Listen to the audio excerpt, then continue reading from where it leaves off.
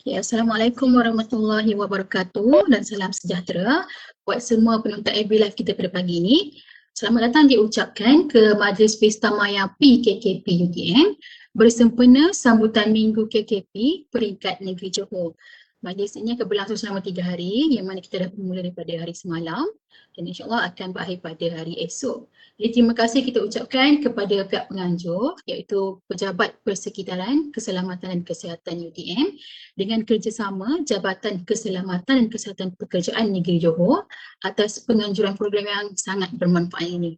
Okey, bagi memulakan slot ceramah pada pagi ini, kita mengalu-alukan kehadiran Puan Siti Zaleha binti Abdul Rahim selaku penceramah jemputan kita untuk tajuk mudahnya menguruskan bahan kimia di tempat kerja. Tajuk yang menarik kan dan ramai yang boleh relate lah, terutamanya yang bekerja di Makmal. Okey, terima kasih Puan Siti Zaleha kerana sudi untuk meluangkan masa bersama kita pagi ini. Okey, insyaAllah sebelum kita bermula, saya Nur Syazwani binti Aznan daripada Unit Pengurusan Bahan Kimia Pusat Pengurusan Makmal Universiti. Selaku moderator pada hari ini ada beberapa pesanan yang perlu disampaikan sebelum kita bermula. Baik, semasa sesi ceramah berlangsung, link pendaftaran kehadiran akan dipaparkan di ruangan komen. Jadi semua peserta yang menonton sesi kita pagi ini dikehendaki untuk mendaftarkan di link tersebut ya. Kerana sepanjang berlangsungnya ceramah, kita akan adakan cabutan bertuah kan. Selain pada itu, kita juga akan adakan kuis berkaitan dengan tajuk pengurusan bahan kimia. Jadi untuk layak memenangi kedua-duanya, cabutan bertuah dan kuis, peserta diminta untuk tunggu sehingga pemenang diumumkan. Jadi stay berada di talian, yang mana tahu bertuah kan. Okey, jadi kalau ada apa-apa persoalan ataupun kemusykilan, boleh tanya di ruangan komen. Nanti kita akan pilih soalan yang terpilih. Saya akan majukan kepada pihak penceramah dan insyaAllah sebelum habis sesi, kita beri ruang kepada penceramah untuk menjawab soalan-soalan tersebutlah. Okey, baiklah, tanpa melengahkan masa lagi, kita akan mulakan sesi ceramah yang akan disampaikan oleh Puan Siti Zaleha binti Abdul Rahim, Ketua Seksyen Hygiene Industri, Jabatan Keselamatan dan Kesihatan Pekerjaan Negeri Johor. Jadi dengan segala hormatnya Puan, saya persilakan. Okey, terima kasih Puan Wani. Okey, Assalamualaikum, salam sejahtera kepada semua peserta. Okey, selamat datang ke program ceramah perkongsian ilmu pada pagi ini. Okey, seperti yang diperkenalkan, saya Siti Zaleha binti Rahim. Sekarang berkhidmat di bahagian di Seksyen Hygiene Industri JKKP Johor. Itu tajuk yang diberikan kepada saya, mudahnya menguruskan bahan kimia di tempat kerja. Iaitu saya harap sempena sambutan Minggu Keselamatan ini, sedikit sebanyak perkongsian pada hari ini dapat memberi manfaat kepada semua yang mengikuti program pada hari ini. Okey, saya teruskan tanpa membuang masa. Okey, ini tajuk yang diberikan kepada saya.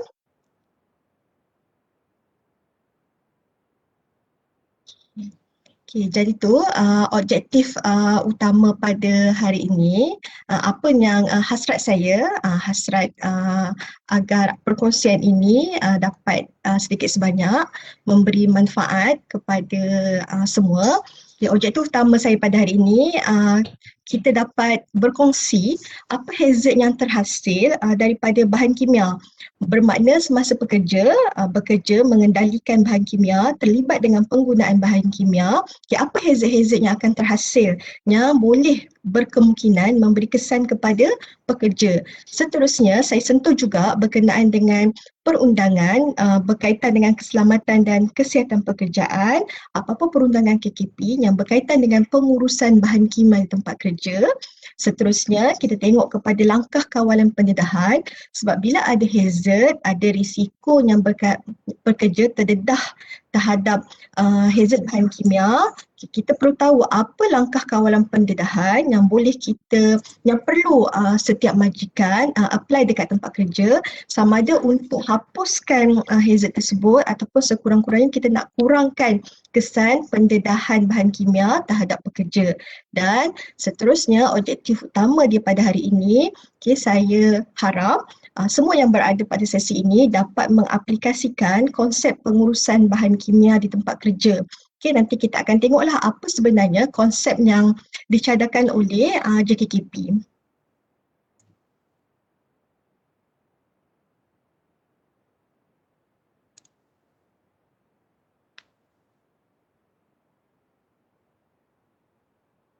Okey, pembentangan saya ataupun sharing knowledge saya pada pagi ini, saya bahagikan kepada 4 bahagian utama, iaitu kita tengok hazard bahan kimia, perundangan KKP berkaitan dengan pengurusan bahan kimia di tempat kerja. Okay, kita perlu tengok takrifan penggunaan, kenapa kita kena faham apa definasi ataupun penggunaan bahan kimia di tempat kerja, kerana takrifan di dalam peraturan USH nanti kita perlu faham definisi penggunaan dan seterusnya kita tengok konsep pengurusan bahan kimia di tempat kerja. Okay, kita tengok sebab saya yakin tuan-tuan dan puan-puan di sini mungkin kebanyakannya adalah yang terlibatlah aktiviti kerja seharian terlibat dengan penggunaan bahan kimia di tempat kerja. Okay, jadi itu kita tengok apa dia hazard yang mungkin terlibat, yang mungkin ada di dalam penggunaan bahan kimia di tempat kerja. Okay, hazard bahan kimia antaranya daripada gas toksik, daripada peluntur dan juga mana-mana logam berat yang digunakan di tempat kerja. Okay, seterusnya kita tengok bagaimana kesan hazard kimia ini kepada kesihatan pekerja. Okey, bagaimana pekerja boleh terdedah, kita tengok daripada bagaimana pendedahan hazard bahan kimia ni kepada pekerja. Dia melalui pendedahan dia kepada pekerja. Pertama dia melalui serapan melalui kulit ataupun mungkin pekerja dia tersedut melalui pernafasan ataupun melalui makanan dan minuman yang telah terdedah ataupun tercemar kepada bahan kimia, ataupun mungkin semasa dia melakukan aktiviti kerja berlaku kemalangan di mana pekerja ni tertusuk ataupun tersuntik dengan bahan kimia. Dan kita tengok pula bila dah terdedah kepada hazard kimia di tempat kerja, apa antara tanda awal yang kita boleh kesan yang menunjukkan yang kita ni telah terdedah kepada hazard kimia. Mungkin daripada kita sukar nak bernafas, kita dah dapat kesan awal, ataupun berlaku kerensaan pada kulit, mata, tekak, dah berlaku ketidakselesaan, ataupun tiba-tiba mungkin kita berasa letih ataupun lesu tidak seperti keadaan biasa semasa kita menjalankan kerja, ataupun mungkin kesan yang jangka panjang sikit kita dah sukar untuk tidur. Apa kesan? Kalau untuk yang kesan serta-merta, bila kita terkena dengan bahan kimia ni akan berlaku kelecuran, boleh menyebabkan buta jika terkena mata, kita boleh sakit kepala ataupun kegagalan fungsi organ utama. Seterusnya kita tengok antara langkah-langkah kawalan lah.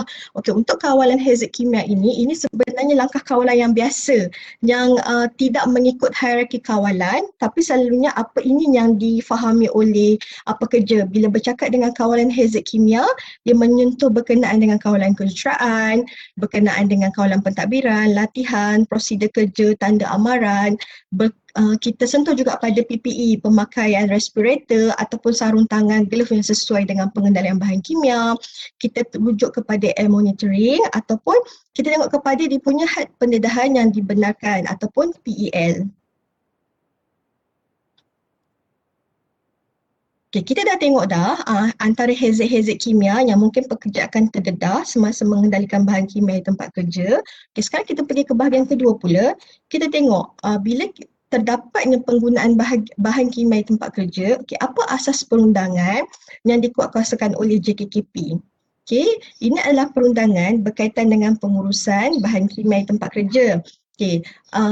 Kita mulakan dengan akta dan peraturan, itu kita punya sebagai kita punya ibu lah. Kemudian terdapat perintah larangan penggunaan bahan untuk tata amalan dan juga garis panduan. Dia sebenarnya adalah menyokong kepada peraturan yang menjelaskan lagi dengan lebih detail bagaimana pihak majikan dan pihak pekerja nak mematuhi apa-apa peraturan berkaitan dengan pengurusan bahan kimia. Secara keseluruhannya terdapat 5 peraturan di bawah Akta Keselamatan dan Kesihatan Pekerjaan tahun 1994 dan juga di bawah AKJ. Peraturan khusus untuk pengurusan dan juga penggunaan bahan kimia di tempat kerja, iaitu yang pertama kita ada peraturan KKP, pengelasan, pelabelan dan helaian data keselamatan bahan kimia ataupun peraturan kelas. Kita ada peraturan KKP penggunaan dan standard pendedahan bahan kimia berbahaya kepada kesihatan ataupun yang selalu kita sebut sebagai peraturan USH. Di bawah AKJ pula kita ada peraturan habuk galian, peraturan proses asbestos dan juga peraturan timah hitam. Okay. Kita tengok boleh dikatakan dalam peraturan ini sebenarnya di banyak perkara, tetapi yang saya pamerkan di sini antara perkara utama ataupun yang paling penting untuk diketahui secara asasnya oleh tuan-tuan dan puan-puan semua. Okay, pertama kita pergi tengok dekat peraturan kelas. Okay, sebenarnya peraturan kelas ni dia adalah terpakai untuk pembekal bahan kimia, sama ada pembekal utama ataupun pembekal subsidiary. Tetapi tuan-tuan dan puan-puan perlu juga ambil maklum tentang peraturan ini, sebab apabila nanti saya akan jelaskan kemudian bagaimana peraturan kelas ini perlu difahami bukan sahaja kepada pembekal bahan kimia.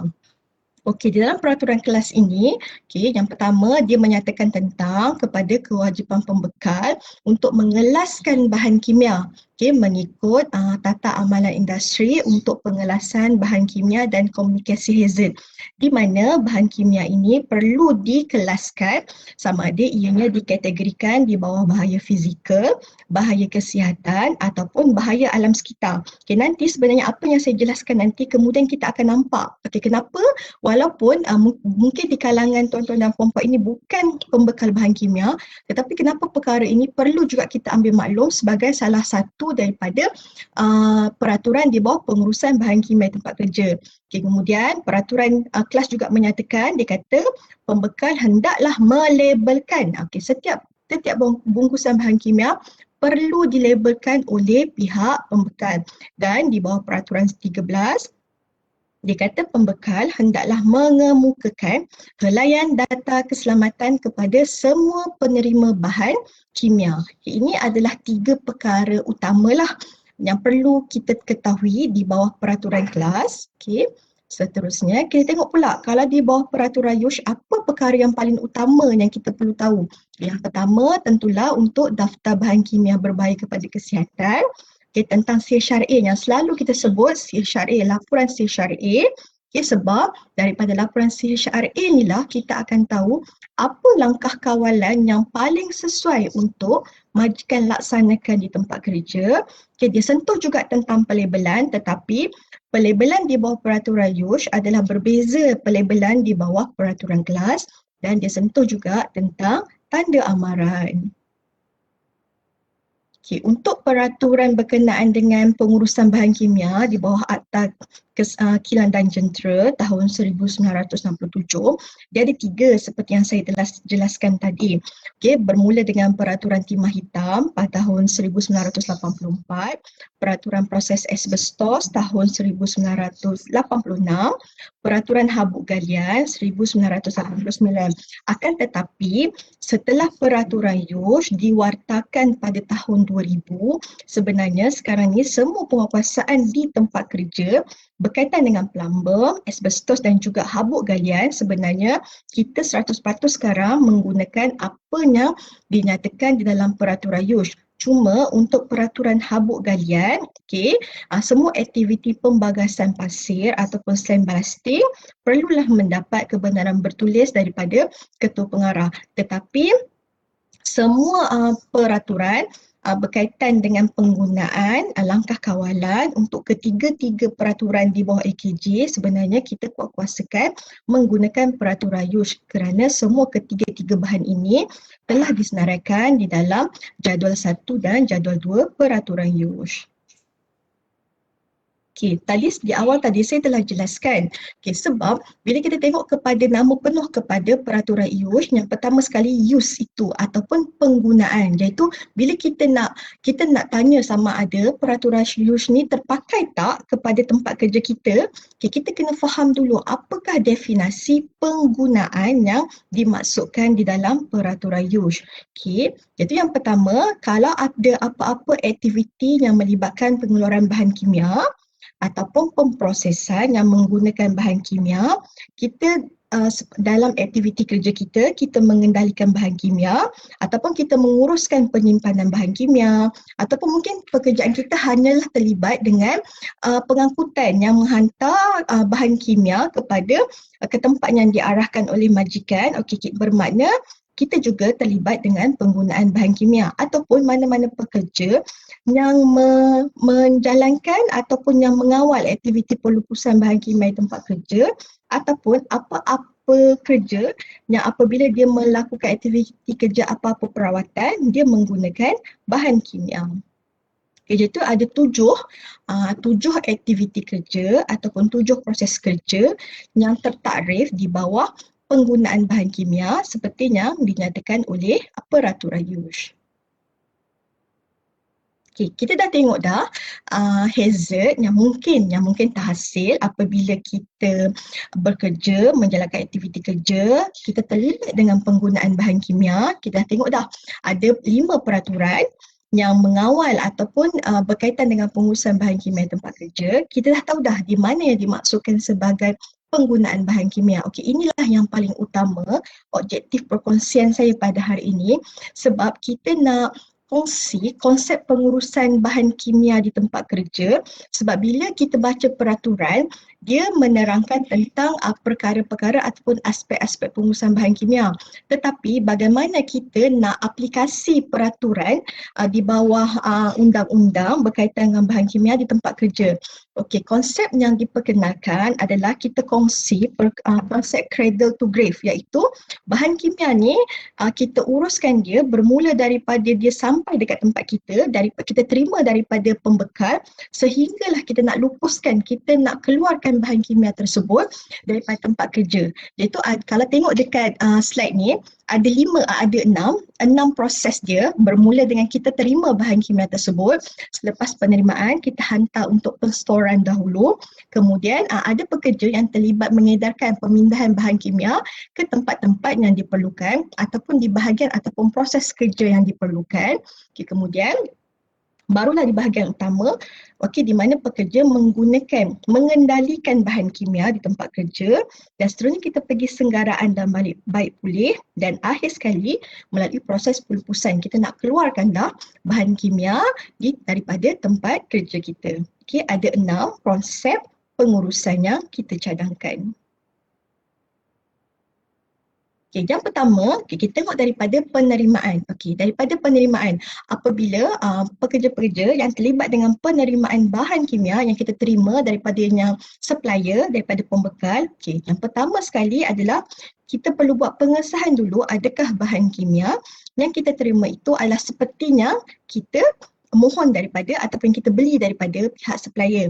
Ada 2 perkara utama yang kita kena semak semasa kita menerima bahan kimia. Dua-dua ni adalah dinyatakan di bawah peraturan kelas tanggungjawab pembekal bahan kimia. Yang pertama kita tengok pelabelan. Semua bahan kimia yang kita terima, yang dibekalkan kepada kita di tempat kerja, perlu dilabelkan dan merujuk kepada peraturan kelas. Dia dah cakap dah, untuk pelabelan ni ada 6 elemen utama yang perlu pembekal nyatakan di dalam label setiap bahan kimia. Ini kita baru terima. Kita terima daripada pembekal. Kita tengok dulu. Pelabelan. Kita kena ada pengecam produk. Bermakna ada nama bahan kimia yang kita terima. Pengenalan pembekal, nama pembekal, ada alamat dia. Kata isyarat. Untuk kata isyarat, saya tak jelaskan secara detail sebab itu lebih kepada satu sesi khas untuk peraturan kelas. Apa yang saya nyatakan ini sebagai asas panduan kepada semua tuan-tuan dan puan-puan yang nak terima bahan kimia ni. Kata isyarat, syarat dia pembekal hanya perlu gunakan satu sahaja, sama ada ditulis sebagai amaran ataupun bahaya. Dia ada penyataan bahaya, dia perlu ada piktogram bahaya, dan dia ada juga penyataan berjaga-jaga. Cuma sebagai perkongsian, kalau tuan-tuan dan puan-puan nak dapatkan lebih maklumat lanjut tentang penyataan bahaya, piktogram bahaya, penyataan berjaga-jaga, boleh rujuk kepada peraturan kelas dan juga ICAP kelas. Sebab ini sebenarnya lebih kepada tanggungjawab pembekal. Sebab dia ada kriteria-kriteria yang dia perlu patuhi. Apa penyataan bahaya yang nak gunakan, apa piktogram bahaya dan juga penyataan berjaga-jaga.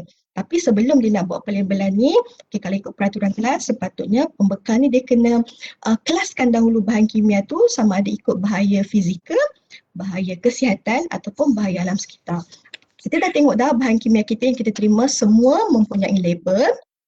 Ada 6 perkara utama yang perlu ada pada setiap label. Okey. Kemudian apabila kita terima setiap bahan kimia itu, pembekal perlu bekalkan kepada kita bersekali dengan helaian data keselamatan untuk setiap bahan kimia yang dibekalkan. Okey. Dua perkara utama ni kita periksa dulu semasa kita terima bahan kimia tersebut. Okey. Okey, untuk helaian data keselamatan, sebenarnya ada 16. Ada 16 perkara yang perlu dinyatakan. Kalau lihat dekat sini, dia ada pengenalan bahan kimia dan pembekal, dia ada pengenalan bahaya, dia ada antaranya langkah pemadaman kebakaran, langkah pelepasan tidak sengaja. Dia sentuh juga tentang pengendalian dan penyimpanan, kawalan pendedahan, sifat fizikal, kestabilan. Okay, semua perlu dinyatakan di dalam helaian data keselamatan. Bermakna dua perkara ini semasa kita terima bahan kimia tersebut perlu kita terima daripada pembekal. Okay, kita baru terima, kita start dengan pengurusan bahan kimia ni bermula daripada kita terima lagi daripada pembekal. Cuma ingin saya jelaskan, kedua-dua perkara ini adalah di bawah tanggungjawab pembekal bahan kimia kepada kita seperti yang dinyatakan di bawah peraturan kelas. Okey, jadi itu untuk langkah yang pertama sekali adalah semasa kita menerima bahan kimia tersebut di tempat kerja. Okey.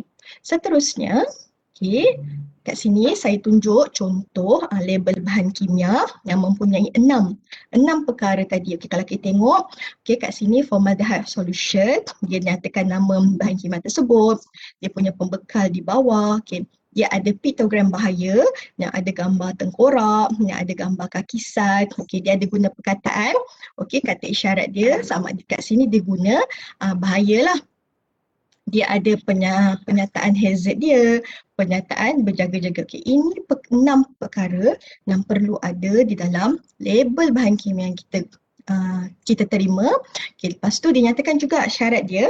Okey, ini semua di bawah peraturan kelas. Okey, dia kata, okey, setiap label bahan kimia ini perlu ditulis dalam bahasa kebangsaan dan juga bahasa Inggeris. Okay, iaitu bahasa kebangsaan negara kita adalah bahasa Malaysia. Okay.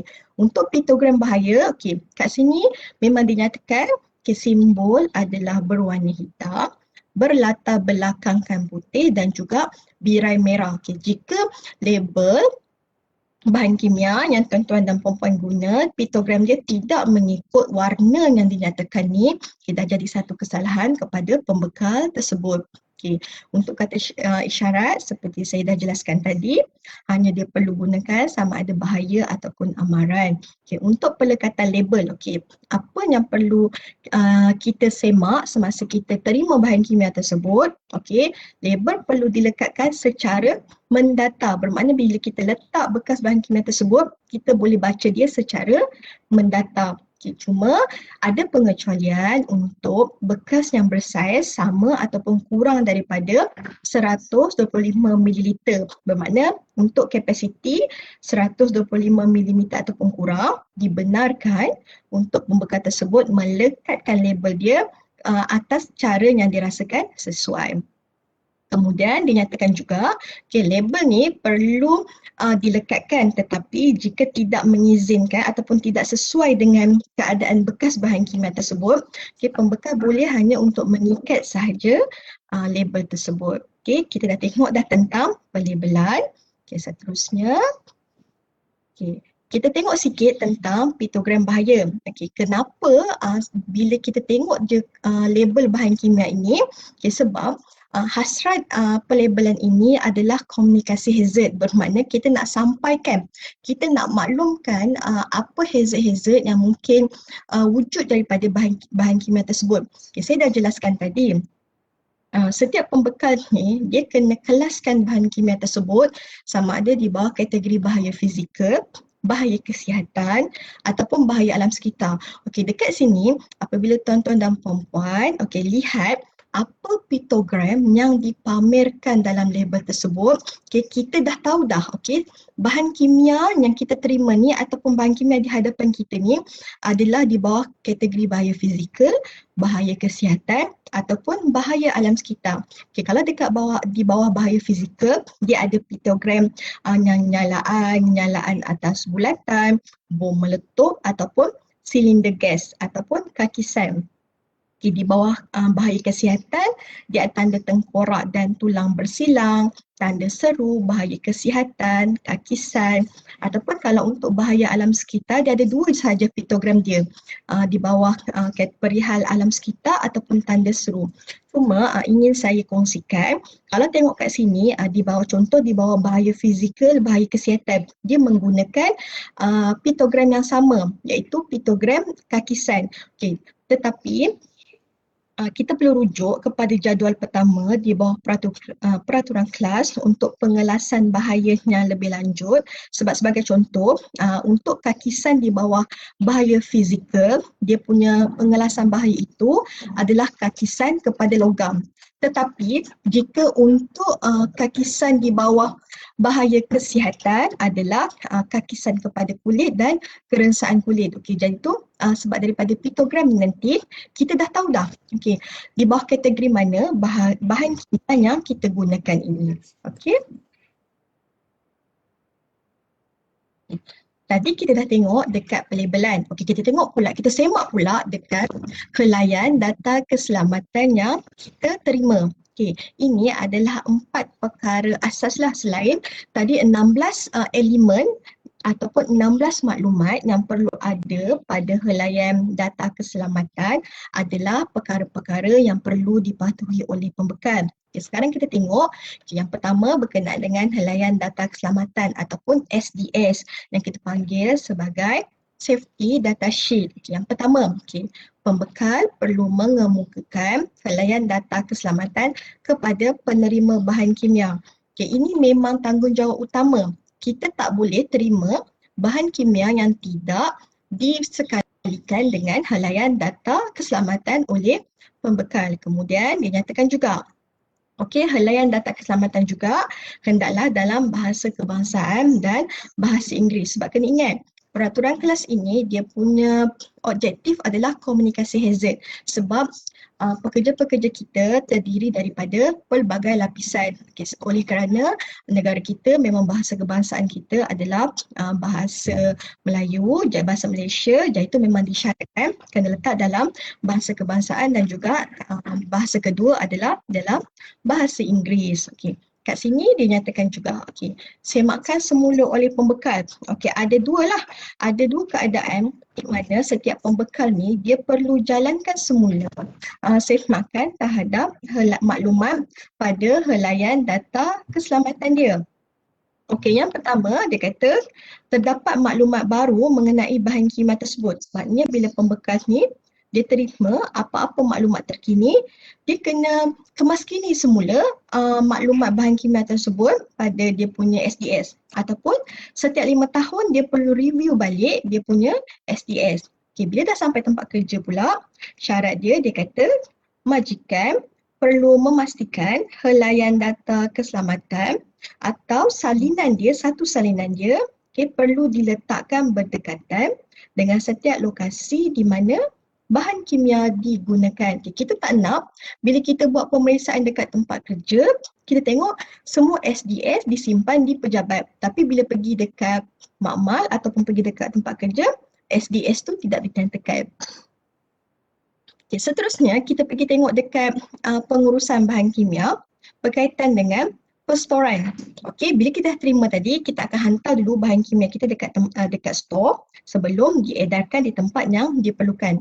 Yang pertama kita tengok dulu syarat dia, store perlulah sesuai dan selamat untuk penyimpanan bahan kimia. Pengurusan store bahan kimia, kita asingkan mana-mana bahan kimia yang mungkin akan bertindak balas, yang tidak serasi kita perlu asingkan, tidak boleh diletakkan berdekatan. Dekat sini masa dekat store, tanggungjawab pertama majikan, dia perlu buat satu daftar bahan kimia.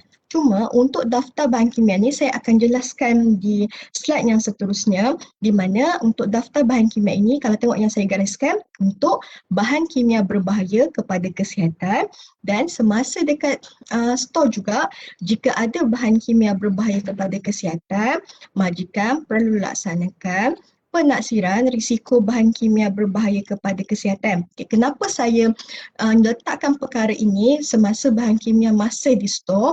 Kerana semua bahan kimia berbahaya kepada kesihatan tidak boleh digunakan oleh pekerja jika penaksiran risiko dia CHRA masih belum dilaksanakan. Okay, seterusnya, dekat store kita tengok ini lebih kepada pengurusan bahan kimia di dalam store, mana-mana pelabelan ataupun label bahan kimia yang telah rosak ataupun tertanggal, okey, dia perlu kita ganti. Ataupun lagi satu, andai katalah kita terima bahan kimia dalam kuantiti yang besar, okey, tetapi mungkin untuk memudahkan pekerja untuk kegunaan seharian, kita letak di dalam second storage, kita pindahkan kepada bekasnya lebih kecil. Okey, bekas kedua itu perlu dilabelkan sama seperti bekas pertama dia. Okey, ini lebih kepada pengurusan bahan kimia yang terletak di dalam store. Okey, untuk tanda amaran juga, okey, kita semua ataupun di mana lokasi bahan kimia berada, dia tidak semestinya hanya berada di store sahajalah sebenarnya. Okey, perlu dilekatkan ataupun ditampal satu tanda amaran. Okey, kalau tengok kat sini banyaknya industri ataupun tempat kerja ada berlaku kesilapan. Okey, sebenarnya untuk tanda amaran yang disyaratkan adalah perlu dalam bentuk dui bahasa. Okey, tulisan merah tua tetapi latar belakang dia berwarna putih. Okay, kebanyakan yang kita jumpa sama ada tulisan di warna merah, dia letak latar belakang warna hitam, lepas tu dia letakkan birai ataupun border berwarna putih. Okay. Dia sebenarnya hanya ada warna merah tua dan juga warna putih sahaja. Okay. Okay. Untuk stor bahan kimia, tentulah dia memerlukan pengudaraan yang baik, yang sesuai sebab kita nak simpan bahan kimia. Okey, dan kita perlu juga sediakan kemudahan kecemasan. Cumanya sebenarnya untuk kemudahan kecemasan ni bukanlah hanya di store tetapi perlu juga diletakkan di mana bahan kimia digunakan. Tetapi sebab sekarang kita tengah bercakap dekat perstoran, saya terus letakkan dahululah sebab itu bermulanya pekerja mengendalikan bahan kimia. Okay. Perlulah ada first aid box, dan bila ada first aid box jangan lupa semua ubat-ubatan yang boleh dimakan tidak boleh diletakkan dalam first aid box. Kemudian perlu adalah satu fasiliti untuk eye wash ataupun untuk emergency shower jika berlaku apa-apa kecemasan. Okay, tadi saya dah jelaskan tadi special untuk bahan kimia berbahaya kepada kesihatan di bawah peraturan USH yang perlu dibuat satu daftar bahan kimia dan juga seterusnya dijalankan penaksiran. Okay, sebelum tu kita kena tahu juga, kita kena tahu dahulu dekat stor kita yang ada pelbagai bahan kimia itu, okay, apa yang dimaksudkan sebagai bahan kimia berbahaya kepada kesihatan. Sebab untuk bahan kimia berbahaya kepada kesihatan, okay, langkah awal yang perlu dilakukan oleh majikan adalah dua tadi. Perlu buat dulu dia punya daftar bahan kimia, chemical register, dan juga perlu buat penaksiran risiko. Okey, apa itu bahan kimia berbahaya kepada kesihatan? Okey, dia disenaraikan dalam jadual 1 atau 2 peraturan USH. Okey, bila kita ada kita terima bahan kimia, okay, kita tengok dulu, adakah dia dikategorikan sebagai bahan kimia berbahaya kepada kesihatan. Kita tengok dia ada tak ada disenaraikan dalam jadual 1 ataupun jadual 2. Okay, kemudian kita tengok ataupun kalau dia tak dalam jadual 1 ataupun jadual 2, ingat tak tadi melalui piktogram bahaya, okay, dekat label, okay, kita tahu sama ada dia bahaya fizikal, bahaya kesihatan ataupun bahaya alam sekitar. Okey, untuk yang poin nombor 2 ni, mana-mana yang dikategorikan sebagai bahaya kesihatan di bawah peraturan kelas juga merupakan bahan kimia berbahaya kepada kesihatan. Ataupun jika dia tidak mematuhi syarat pertama dan kedua, kita tengok pula adakah dia ditakrifkan sebagai racun makhluk perosak yang dinyatakan di bawah Akta Racun Makhluk Perosak 1974, ataupun kita tengok adakah bahan kimia ini disenaraikan dalam jadual pertama di bawah Peraturan Kualiti Alam Sekeliling untuk buangan terjadual. Okey, masa dekat store, pegawai, PIC, pekerja yang bertanggungjawab perlu semak ataupun perlu mematuhi semua langkah-langkah pengurusan yang saya kongsikan ini. Kita bermula daripada tempat penyimpanan sebelum kita edarkan kepada pekerja lain ataupun mana-mana bahagian kerja yang menggunakan bahan kimia. Akan tetapi di bawah peraturan kelas dinyatakan, okey, bahan kimia yang dikecualikan sebagai takrif, bahan kimia berbahaya kepada kesihatan. Okay, ini kalau yang semua pegawai-pegawai di UTM boleh ambil maklumlah, okey, mana-mana bahan radioaktif ataupun barang makanan ataupun keluaran farmaseutical dia dikecualikan sebagai bahan kimia berbahaya kepada kesihatan, ataupun dinyatakan juga dia menjadi bahaya kepada kesihatan semata-mata sifat mudah meletup atau terbakar kalau berada pada suhu atau tekanan tinggi. Bermakna dia akan menyebabkan bahaya kepada kesihatan kita bukan sebab pada suhu ataupun pada dia punya environment, keadaan simpanan biasa. Kita yang dedahkan dia kepada suhu ataupun tekanan tinggi. Kita dah tahu dah, okey, apa yang dimaksudkan sebagai bahan kimia berbahaya kepada kesihatan. Okey, sebab tadi saya dah jelaskan di peringkat perstoran lagi selepas kita terima, kita letak dulu semua bahan kimia dekat store. Okey, kita tengok. Kita dah tahu dah, okey, semua bahan kimia berbahaya kepada kesihatan yang ada 4 kategori definisi tadi. Kita kena buat daftar bahan kimia berbahaya kepada kesihatan. Okey, bagaimana cara nak buat chemical register? Okay, yang pertama, kita boleh rujuk guideline for the preparation of a chemical register. Okay, boleh download dekat dalam JKKP punya website. Okay, pergi dekat bahagian garis panduan, dia ada nyatakan template disediakan, hanya ikut sahaja apa yang dinyatakan dalam garis panduan tersebut. Okay, untuk chemical register ni, dia kena mengandungi semua bahan kimia berbahaya kepada kesihatan. Okay, dilampirkan juga dengan helaian data keselamatan. Dia ada maklumat tentang jumlah burata yang digunakan, proses dan kawasan kerja yang terlibat. Semua ini ada dinyatakan secara detail di dalam garis panduan tersebut. Okay, boleh rujuk untuk tuan-tuan dan puan-puan kalau dah ada disediakan chemical register, selepas ini boleh semak adakah penyediaan chemical register tersebut mematuhi apa yang dinyatakan dalam garis panduan tersebut. Okay, dan sebenarnya bila kita buat pemeriksaan tempat kerja, banyak kita jumpa di dalam chemical register tersebut pihak tempat kerja sebenarnya dia masukkan sekali semua bahan kimia yang ada dekat tempat kerja walaupun bahan kimia tersebut bukanlah dikategorikan sebagai bahan kimia berbahaya kepada kesihatan. Okey, iaitu dia tidak menjadi satu kesalahan sebab tidak dinyatakan di dalam peraturan tersebut. Okey, kalau nak letak pun sekali tak ada masalah. Cuma yang paling utama perlu ada semua bahan kimia berbahaya kepada kesihatan. Okay, perlu diselenggara, dikemas kini kalau ada perubahan, ada pertambahan ataupun pengurangan bahan kimia, dan juga daftar ni dia perlu diletakkan dekat satu tempat ataupun jika tempat kerja ada internal system, okay, boleh sharing kat dalam tu sebab dia perlulah mudah untuk didapatkan oleh semua pekerja, terutama mana-mana pekerja yang semasa dia bekerja dia menggunakan bahan kimia berbahaya kepada kesihatan. Okey. Okey.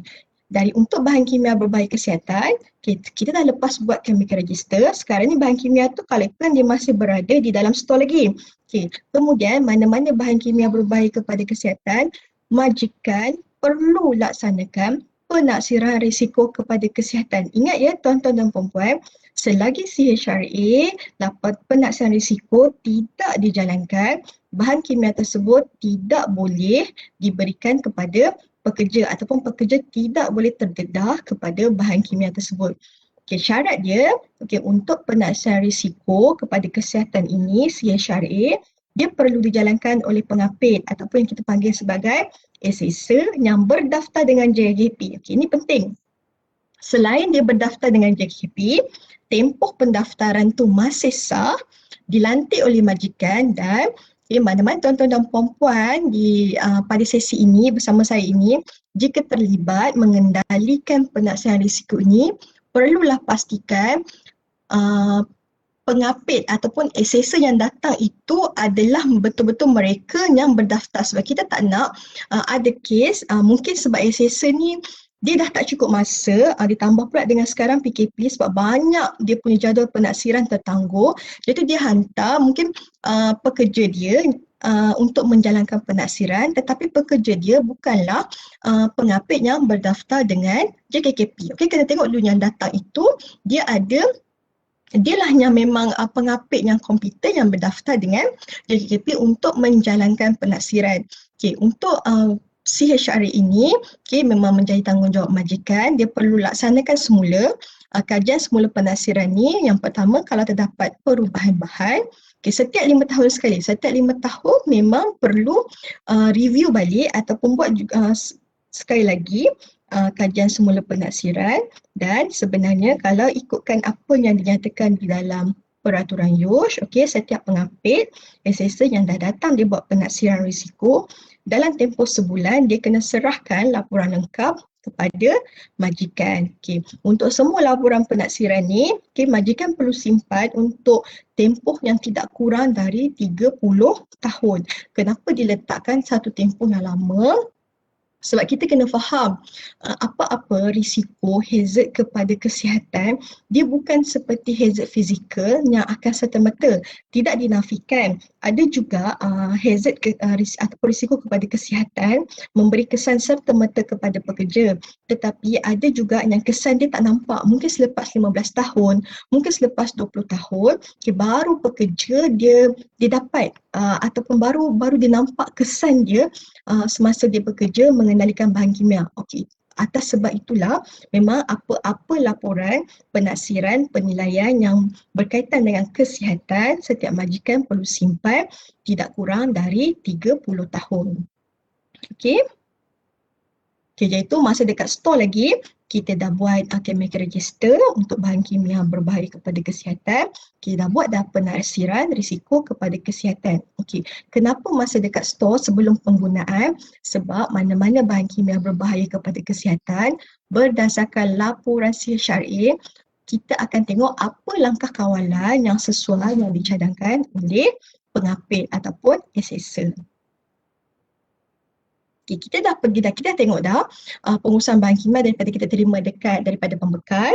Okay, semasa kita tempatkan bahan kimia tersebut dalam store, masa dekat store lagi apa yang perlu kita buat. Okay, seterusnya kita pergi tengok dekat pemindahan, penggunaan dan pengendalian. Okey, bila kita dah sampai dah. Okey, untuk pemindahan mungkin ada pekerja yang memang bidang kerja dia adalah mengagihkan mana-mana bahan kimia ke tempat-tempat ataupun kawasan-kawasan kerja. Dan di sinilah juga di mana pekerja mengendalikan, di mana memang sepanjang aktiviti harian kerja dia terdedah dengan bahan kimia. Okay. Yang pertama, kita tengok semua pekerja dia perlu faham ataupun dia perlu tahu tentang apa risiko yang dia boleh dapat apabila dia bekerja, dia mengendalikan bahan kimia. Dan seterusnya, dekat pemindahan, penggunaan dan pengendalian inilah, setiap majikan perlu laksanakan langkah kawalan untuk meminimaliskan risiko. Cuma tuan-tuan perlu ingat, walaupun saya nyatakan tanggungjawab majikan, tapi kita perlu ingat di bawah Seksyen 24 OSHA yang menyatakan tanggungjawab pekerja juga untuk menerima ataupun mengikuti dan melaksanakan apa-apa arahan kawalan risiko yang telah disediakan oleh majikan. Jadi kena ingat, bila kita bercakap tentang keselamatan dan kesihatan, dia perlu ada kerjasama antara majikan dan pekerja. Okey, itu dekat sini ada dua perkara utama yang kita perlu lihat. Pekerja perlu dapat maklumat tentang risiko bahan kimia. Okey, bagaimana nak dapat maklumat?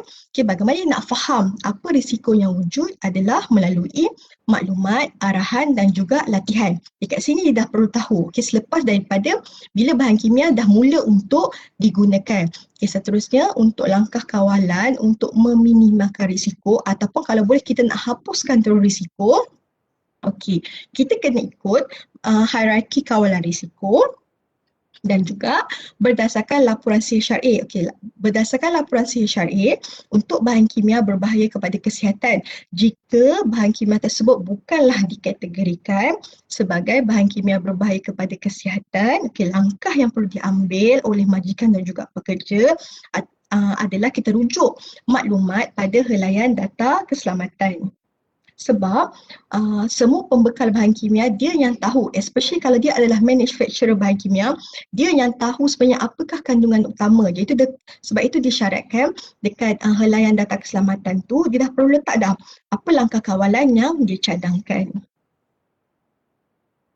Okay, kita tengok maklumat, arahan dan latihan. Okay, ini yang dinyatakan. Dia kata yang pertama sekali sebab kena ingat pekerja ni dia perlu tahu, dia perlu didedahkan dengan risiko bahan kimia tersebut sebab dia yang akan menjalankan kerja-kerja menggunakan bahan kimia sepanjang tempoh masa dia bekerja. Itu yang pertama kita tengok, dia kata majikan perlu menyediakan latihan, arahan dan maklumat berkenaan risiko kepada kesihatan yang terhasil daripada pendedahan terhadap bahan kimia. Okay, latihan perlu dilaksanakan, boleh bagi dalam bentuk arahan ataupun maklumat dia boleh diletakkan di mana-mana papan kenyataan ataupun kalau misalnya ada internal sistem di setiap tempat kerja. Okay, kemudian dinyatakan juga apa-apa keputusan atau dapatan daripada apa-apa pemantauan terhadap pendedahan yang telah dilaksanakan. Contoh, kalau misalnya katalah daripada laporan sihir syar'i dia perlu buat untuk chemical exposure monitoring, okay, ataupun apa-apa pemantauan perubatan, dia perlu maklumkan kepada pekerja yang terlibat. Iaitu perkara ini majikan dia tak boleh nak sembunyikan daripada pekerja dan pekerja ada hak untuk tahu semua apa-apa keputusan ataupun dapatan daripada penaksiran terhadap risiko bahan kimia yang telah dilaksanakan. Dan kat sini dinyatakan juga, okay, program latihan perlu dijalankan sekurang-kurangnya sekali dalam tempoh 2 tahun. Okay, iaitu pagi ini adalah merupakan salah satu jugalah proses latihan yang boleh diambil kira dan juga dia kata kalau terdapat perubahan maklumat baru, ada maklumat baru yang diterima berkenaan sesuatu bahan kimia perlu segera dimaklumkan kepada pekerja dan especially untuk pekerja baru. Semua pekerja baru sebelum dia mulakan aktiviti kerja dia, okay, majikan perlu dulu sediakan maklumat, arahan ataupun latihan yang berkaitan dengan pengurusan bahan kimia di tempat kerja. Okay, seterusnya kita pergi pula kepada langkah kawalan yang perlu dilaksanakan. Okay, sebab sebenarnya objektif utama kita nak hapuskan terus risiko tersebut, tetapi seperti yang tuan-tuan dan puan-puan sedia maklum, sebenarnya daripada langkah kawalan ni, daripada hierarki kawalan, sebenarnya penghapusanlah perkara yang paling sukar untuk dilaksanakan di tempat kerja. Okey, 8 hierarki kawalan ini sebenarnya seperti yang dinyatakan di dalam peraturan USH. Okey, mula-mula dia kata kita hapuskan terus bahan kimia berbahaya kepada kesihatan di tempat kerja. Tetapi adalah mustahil lah sebab mungkin memang proses kerja tersebut memang perlu menggunakan bahan kimia tersebut. Itu agak sukarlah untuk setiap majikan melaksanakan langkah untuk menghapuskan penggunaan bahan kimia tersebut. Ataupun dia kata gantikan bahan kimia tersebut yang kepada bahan kimia yang kurang berisiko kepada kesihatan pekerja ataupun yang kurang berisiko kepada pekerja.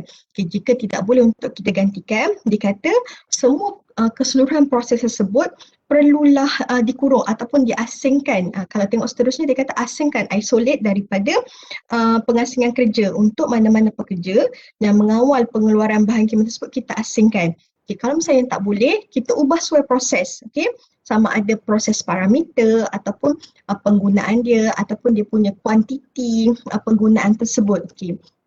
Kalau tak boleh juga nak laksanakan 5 langkah kawalan mengikut hierarki yang dinyatakan, seterusnya kita pergi kepada kawalan kejuruteraan, ataupun kita boleh terima pakai juga apa-apa sistem kerja selamat ataupun amalan kerja selamat yang boleh kita gunakan untuk kurangkan. Kalau kita tak boleh nak hapuskan, kita punya hasrat, kita punya objektif, kita nak kurangkan risiko pendedahan bahan kimia tersebut, kesan dia terhadap pekerja. Dan kalau tengok dekat sini, dia tulis kelengkapan pelindung diri adalah ataupun PPE adalah yang paling bawah sekali, iaitu menunjukkan pilihan yang paling akhir yang perlu dipilih oleh majikan untuk melaksanakan langkah kawalan di tempat kerja. Namun daripada 8 hierarki ataupun 8 langkah kawalan yang telah dicadangkan kepada majikan, kalau kita tengok 3 yang paling bawah ini adalah yang paling kerap digunakan di tempat kerja, dan atas dasar sebab itulah ketiga-tiga langkah kawalan ini bermula dengan kawalan kejuruteraan, sistem kerja selamat ataupun amalan kerja selamat yang boleh dilaksanakan, dan juga penggunaan kelengkapan pelindung diri.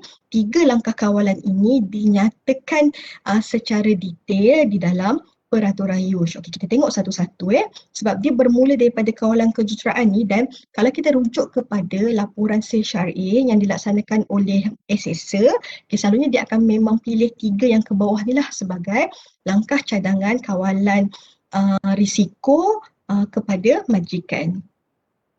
Okay, kita tengok kepada langkah kawalan menggunakan kelengkapan kawalan kejuruteraan. Okey, apa syarat yang dia nyatakan? Okay, kalau majikan dia pilih engineering control, dia kata sebarang peralatan yang digunakan untuk mengawal pendedahan seperti pengudaraan exhaust tempat ataupun yang selalunya kita panggil sebagai LEV, ataupun dia pakai water spray ke ataupun airborne chemical removal, apa-apa kawalan kejuruteraan yang dia boleh gunakan. Jadi boleh pilih untuk digunakan di tempat kerja. Majikan boleh pilih mana yang sesuai, yang dirasakan boleh mengurangkan, meminimalkan risiko daripada pekerja dia terdedah kepada bahan kimia.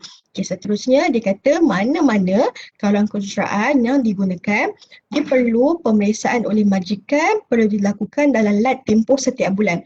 Perlu ada rekod pemeriksaan semua kelengkapan kejuruteraan yang digunakan di tempat kerja. Perlu ada pemeriksaan secara bulanan.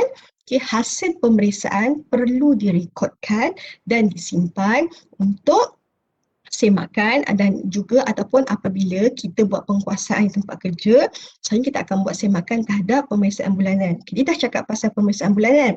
Kemudian untuk yang kelengkapan kawalan kejuruteraan dia tambah lagi.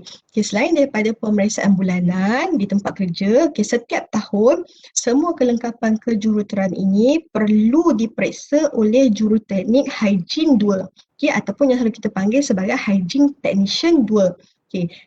Hygiene Tech 2 ni, dia perlu berdaftar dengan JKP, sama juga seperti mana-mana OYK di bawah JKP perlu berdaftar, dan tempoh pendaftaran dia masih sah.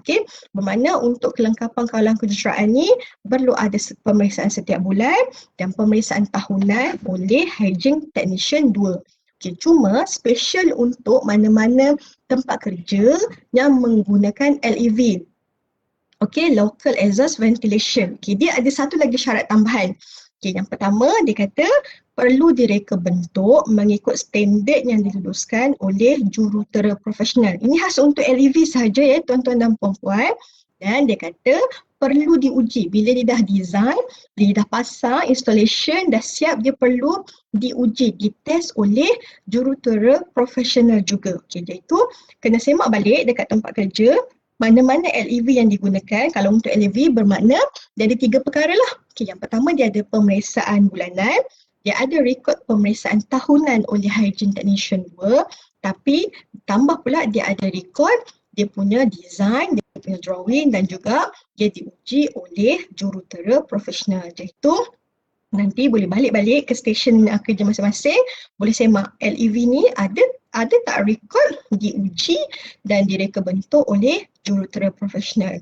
Cuma suka saya ingatkan, untuk LEV ini kena ingat peraturan UIS diwartakan pada tahun 2000. Oleh itu dia adalah terpakai untuk mana-mana LEV yang dipasang selepas daripada peraturan ini diwartakan. Okey? Okay. Dia tengok dah kepada langkah kawalan, kelengkapan kawalan kejuruteraan. Okay.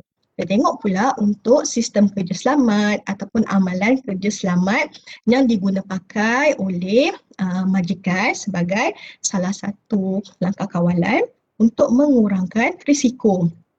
Yang pertama, dia kata semua sistem dan amalan kerja selamat ni perlu diterapkan kepada pekerja. Dia tu tadilah melalui latihan, melalui maklumat dan arahan, kat situlah majikan kena sampaikan. Dan juga kena pastikanlah majikan dah sediakan sistem, dah sediakan prosedur, semua dah disediakan. Kat sini kena ada penyeliaan.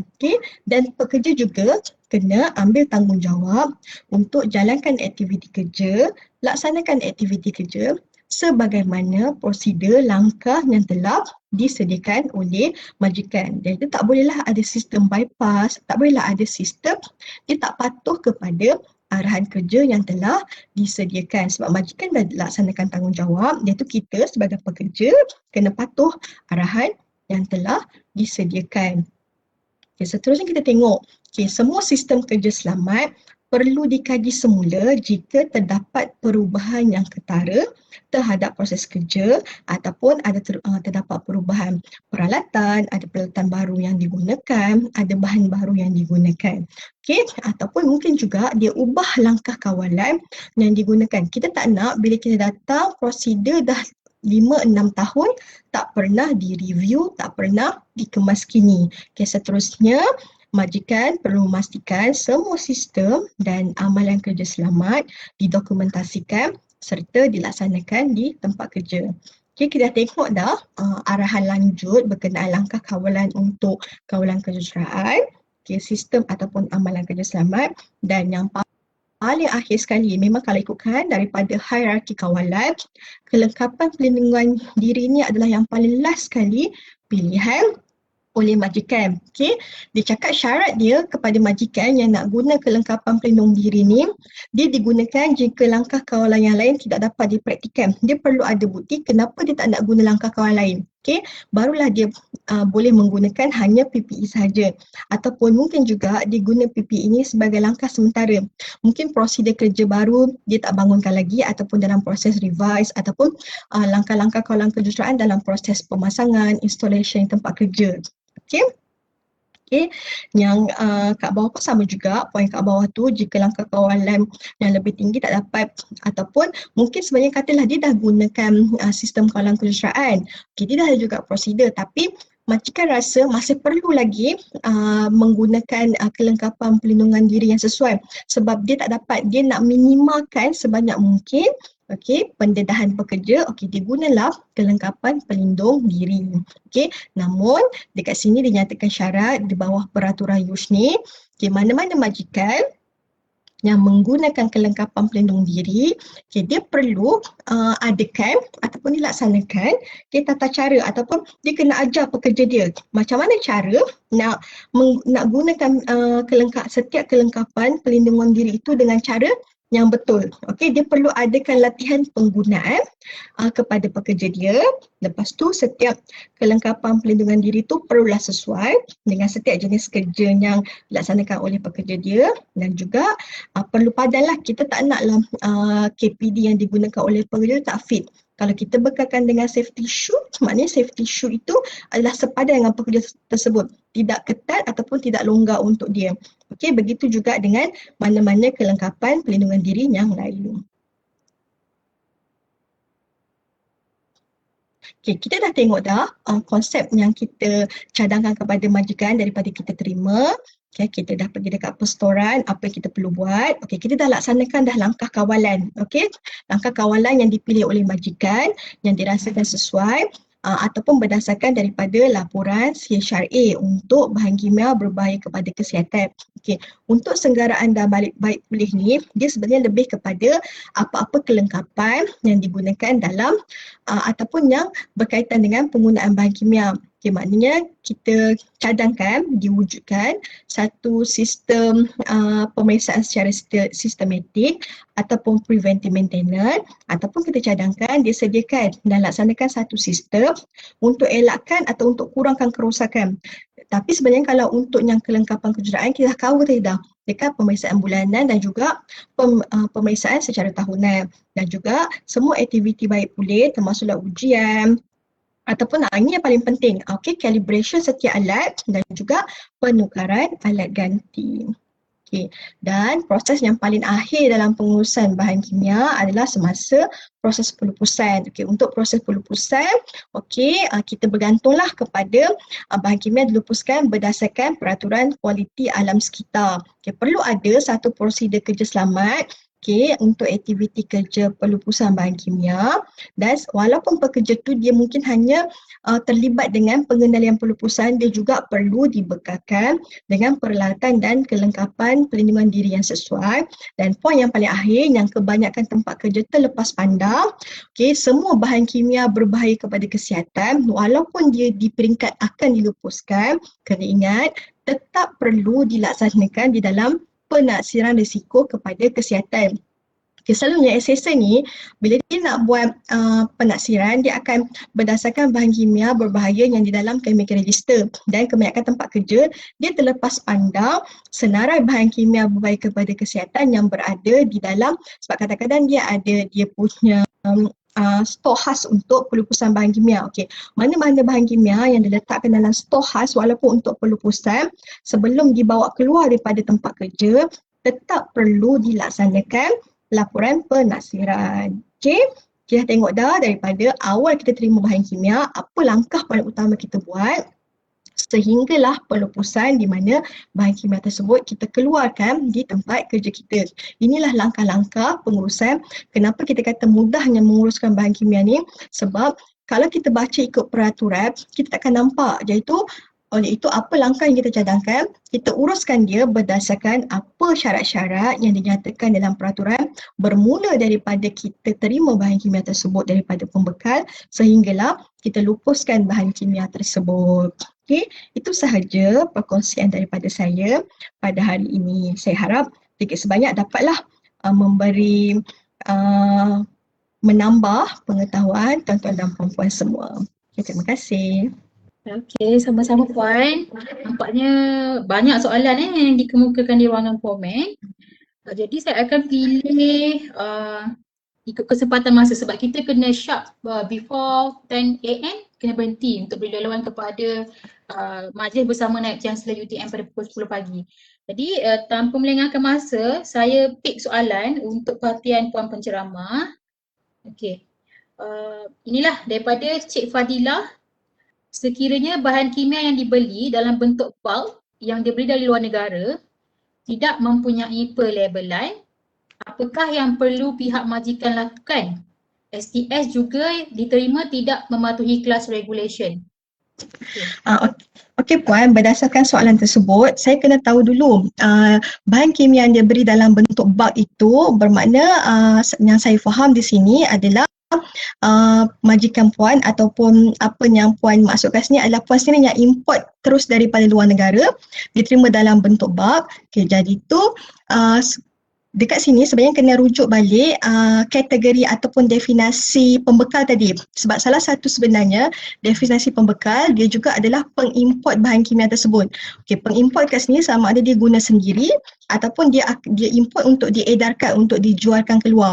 Okay, jadi itu sebenarnya tanggungjawab pihak majikan puan sendiri untuk menyediakan pelabelan tersebut dan juga untuk menyediakan risalah data keselamatan bahan kimia tersebut. Sebab ini masih di bawah kategori pembekal utama. Okay, pembekal utama kalau boleh saya jelaskan sama ada dia yang manufacturer dihasilkan bahan kimia ataupun dialah yang import bahan kimia tersebut dari luar negara. Tetapi kat sini saya nak tambah juga, kalau misalnya apa yang puan maksudkan hanya import tetapi sebagai transit untuk edarkan pula ke negara lain, maknanya hanya sebagai transit, okey, jadi itu tidak perlu mematuhi. Okey, jadi dalam kes ni kalau kita dah import dan kita dah nak edarkan ataupun nak gunakan, kita kena buatlah pelabelan dan STS ikut perundangan. Okay. Betul, bermakna puan sendirilah sekarang ni merupakan pembekal bahan kimia tersebut. Okey, soalan kedua, bagaimanakah pelabelan sekiranya bahan kimia yang disimpan di dalam kilang? Samalah kan, rujuk pada use regulation dan class regulation. Okay. Yang ketiga, apakah perbezaan pelabelan untuk kelas dan use? bila perlu guna labeling clause dan bila perlu guna kelas? Oh tidak, sebenarnya syarat pelabelan yang 6 elemen utama tadi adalah dinyatakan di dalam peraturan kelas. Okey, perlu guna syarat pelabelan yang dinyatakan dalam peraturan kelas. Dalam peraturan USH, dia cuma sentuh tentang pelabelan, dia cakap kalau label telah tercabut, label telah tertanggal, kita perlu labelkan semula, kita perlu gantikan semula. Itu sahaja. Okey. Jadi kesimpulannya yang spesifik, yang betul-betul detail dan kita boleh tengok contoh ada dalam kelas lah. USH hanya Betul, menyatakan tentang syarat pelabelan tu dibuat, tak boleh cuma tertanggal dan sebagainya. betul. Okey. Soalan terakhir dah rasanya. Sebentar lagi kita nak buka untuk cabutan bertuah.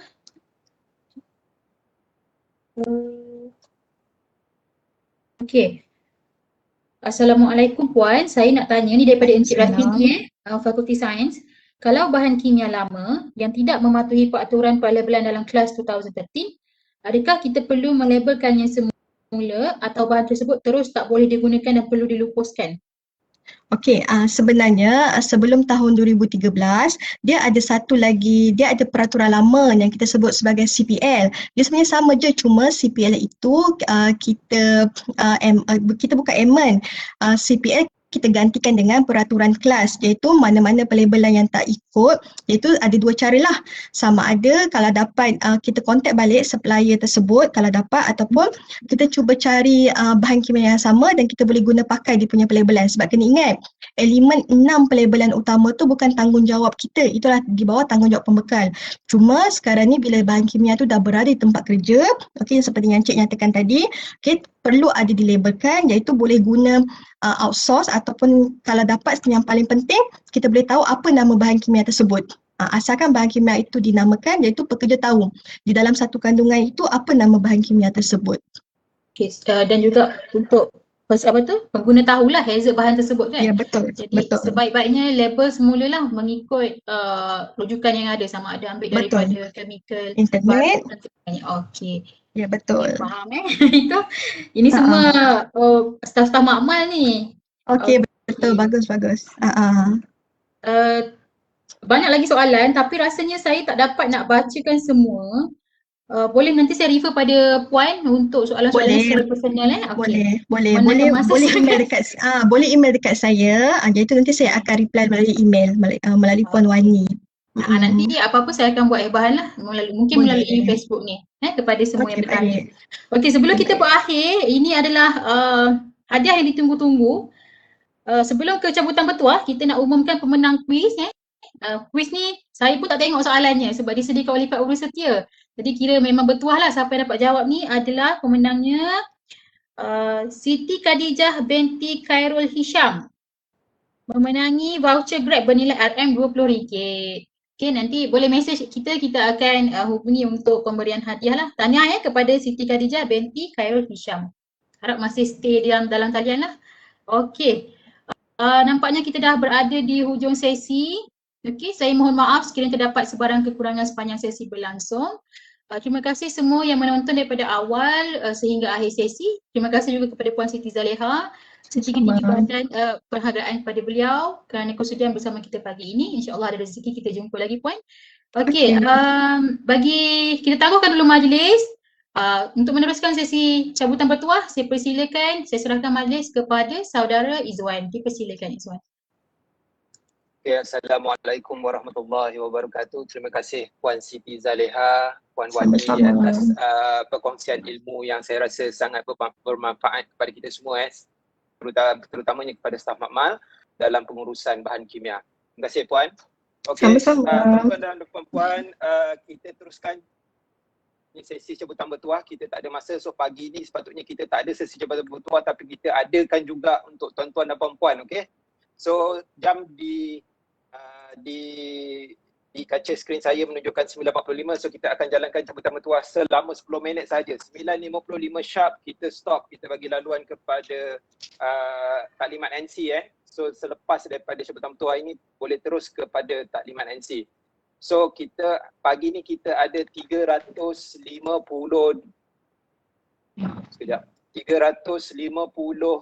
entry, right? 357 entry So pagi ni saya akan putarkan roda ini selama 5 saat saja dan saya akan call up nama sebanyak 3 kali saja. So diminta semua peserta-peserta pesta minta ready jari anda di ruangan komen. Jika ada nama anda pop up di ruangan di paparan skrin FB Live, tolong inform saya ada dengan cepat sekali sebab 3 kali saja saya akan call up. Okey, tanpa membuang masa, kita terus kepada putaran pertama. 3 putaran je untuk sesi pada pagi ini. 3 putaran saja, tak ada, kita akan close terus. 9.55. Okay, kita tengok siapa yang kena. Muhammad Nazrul Hafiz bin Misran. Muhammad Nazrul Hafiz bin Misran. Sila munculkan diri anda di ruangan komen FB Live dengan menaip saya ada. Muhammad Nazrul Hafiz 1. Muhammad Nazrul Hafiz 2. Muhammad Nazrul Hafiz. Ya, tak ada, kita remove. Ada, okey ada. Okey ada. So tahniah Muhammad Hafiz Misran. Sempat screenshot tadi, kalau tak sempat. Okey, screenshot dan WhatsApp saya di talian 011339900108. Right. Muhammad Hafiz Misran. Okey, kita teruskan lagi untuk cabutan seterusnya. Kita ada 3 saja cabutan pagi ini tuan-tuan dan puan-puan. Okey, so cabutan kedua. Siapakah pemenang yang bertuah pada sesi pagi ini? Tuan-tuan dan puan-puan, Yanti Haja binti Hamzah. Puan Yanti Haja binti Hamzah, sila munculkan diri anda di bahagian komen dengan menaip saya ada. Okay, Yanti Haja 1. Yanti Haja 2. Yanti Hajar 3. Tak ada. Okey, tak ada. Kita teruskan lagi dengan putaran seterusnya. Ada 2 lagi cabutan tapi 9.55. Kalau tiada pemenang, kita terus close. Okey, kita tengok siapa yang dapat. Muhammad Yusof Muhammad Rashid. Tanya kepada Muhammad Yusof Muhammad Rashid, sila munculkan diri anda di ruangan komen dengan menaip saya ada untuk melayakkan diri anda memenuhi voucher Grab bernilai RM20. Okey, Muhammad Yusof 1. Muhammad Yusof 2. Muhammad Yusof 3. Tak ada. Kita remove. Muhammad Yusof, tak ada. Kita teruskan lagi dengan cabutan seterusnya. Mari kita tengok siapakah yang bertuah untuk slot cabutan bertuah yang kedua ini. Yiji, sila munculkan diri anda di ruangan komen FB Live dengan menaip saya ada. Yiji, 1. 2. Dah macam Zizi Kirana dah kita ni.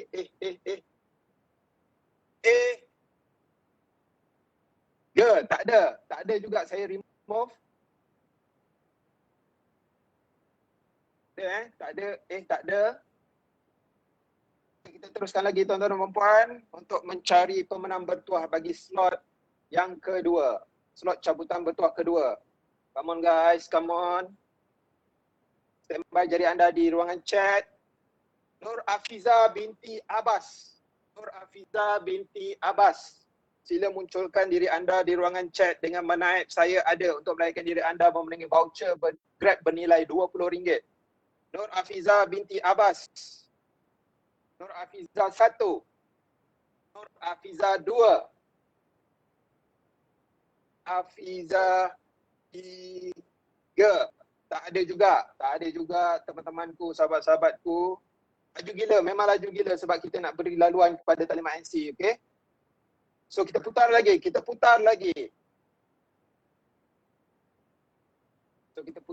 Guys. Kita putar lagi. Kita tengok siapakah yang bertuah untuk memenangi slot yang kedua ini. Rashidi bin Abdul Mubin.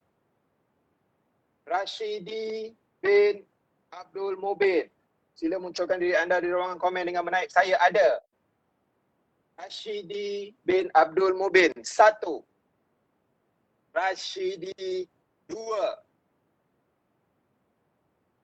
Rashidi 3. Tak ada juga, kita remove. Okey. Kita tengok dulu sekarang pukul berapa. Kita tengok dulu sekarang pukul berapa 9.50. So kita ada 5 minit lagi tuan-tuan dan puan. 5 minit lagi untuk kita cabut 2 lagi cabutan bertuah. Okey, kita putar. Kita putar. Come on guys, stand by jadi anda di ruang komen untuk menaik saya ada jika nama anda terpapar di paparan FB Live. Kita tengok siapa kan bertuah. Raja Nur Dahliana binti Raja Dahlan. Ni tak boleh. Ini kita remove. Ini urus dia ni. Ini tak boleh. Urus dia tak boleh. Okey, urus dia tak boleh memenangi cabutan bertuah. Minta maaf kita remove terus. Raja Dahlia. Raja Dahlan. Kita putar lagi. Hadiah ini hanya untuk peserta sahaja. Okey.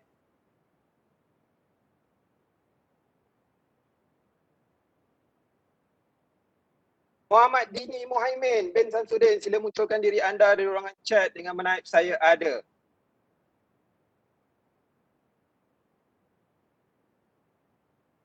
Muhammad Dini Muhaimin, sila munculkan diri anda di ruangan chat dengan menaip saya ada.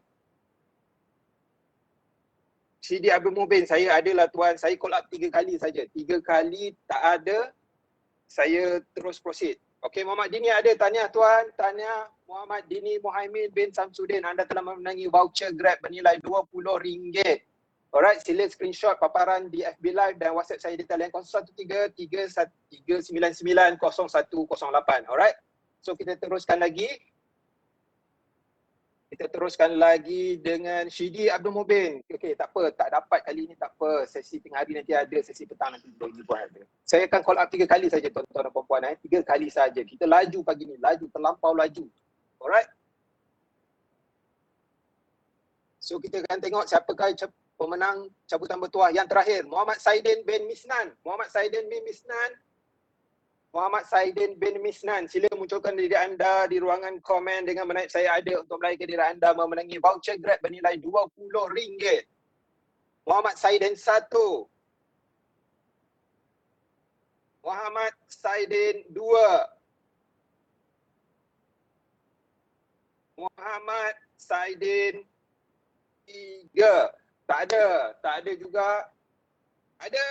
Muhammad Saidin Misnan. Okey, tahniah kepada Muhammad Saidin Misnan. Sila screenshot paparan di FB Live dan WhatsApp saya di talian 013-399-0108.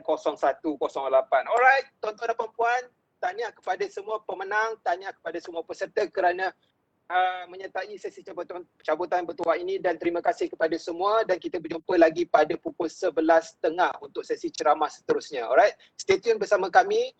Dan saya sudahi dengan Assalamualaikum warahmatullahi wabarakatuh. Terima kasih semua.